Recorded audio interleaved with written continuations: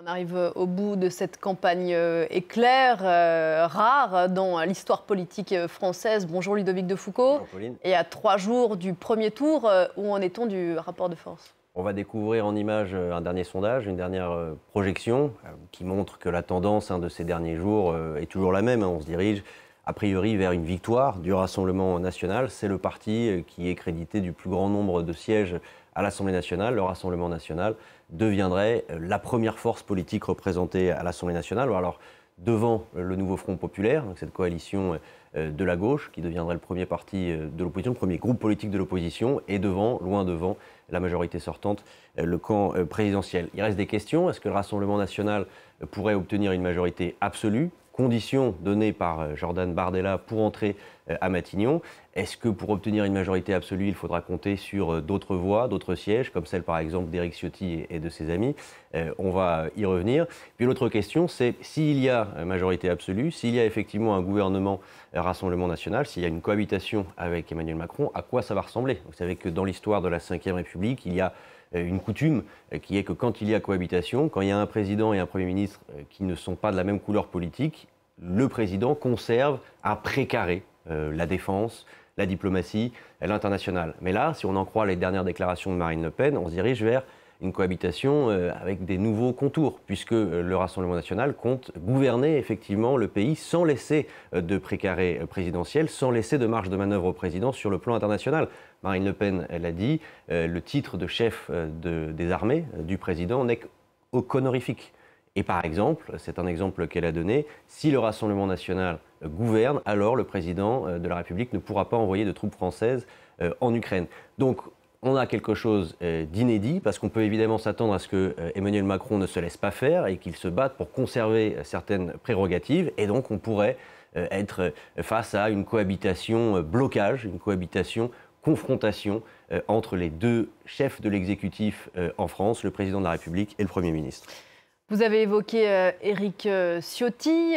Quel bilan pour la droite au sens large à l'issue de ces quelques jours de campagne? Le camp gaulliste a explosé après l'annonce du président de la République de dissoudre l'Assemblée nationale. Très rapidement, Éric Ciotti s'est rangé du côté du Rassemblement national, s'est rallié à Marine Le Pen. Il s'est fait éjecter de la présidence de son parti. Alors, il l'a contesté devant les tribunaux. Il reste légalement président des Républicains, mais on voit bien qu'il y a des fractures très importantes qui traversent ce parti gaulliste qui ont éclaté au grand jour. Le dernier exemple en date, c'est Aurélien Pradié, élu du Lot, ancien numéro 2 du parti, qui a claqué la porte en disant, je le cite, « LR est mort ». Attendez, il faut que je retrouve sa citation. Voilà, le parti n'est plus capable de parler aux Français. Éric Ciotti, lui, semble assez content de cette situation. Il semble assez flatté d'être dans la position de faiseur de roi. Parce que je vous le disais, les quelques circonscriptions qu'il pourrait remporter lui permettraient d'apporter au Rassemblement national les sièges qui lui manquent pour obtenir la majorité absolue. Et donc, il l'a dit hier, il s'est dit persuadé que d'autres républicains le rejoindront une fois les résultats connus. C'est l'appel du pouvoir. Voilà, et d'entrer éventuellement dans un gouvernement dirigé par l'extrême droite.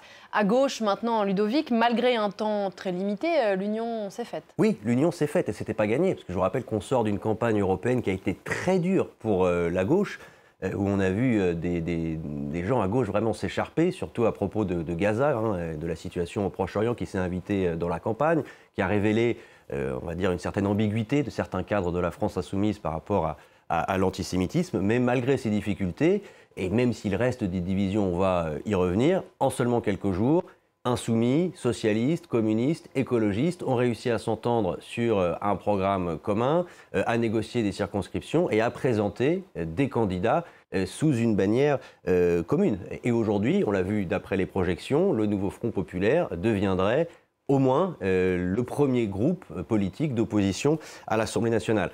Maintenant, je vous l'ai dit, il y a des difficultés qui demeurent et elles semblent se cristalliser sur la figure du chef des Insoumis, Jean-Luc Mélenchon. D'abord, candidat autoproclamé à Matignon, il a dû quand même faire machine arrière parce que ça a suscité une levée de bouclier à gauche. Et là, maintenant, on est dans une situation où la rupture est même consommée avec des gens dans son propre camp. François Ruffin au premier plan. Même si la France insoumise reste la principale force à gauche, François Ruffin a dit qu'aujourd'hui, Jean-Luc Mélenchon était le principal obstacle à une victoire du nouveau Front populaire. François Ruffin qui quittera les Insoumis, a-t-il dit, au lendemain du second tour. Et le camp présidentiel?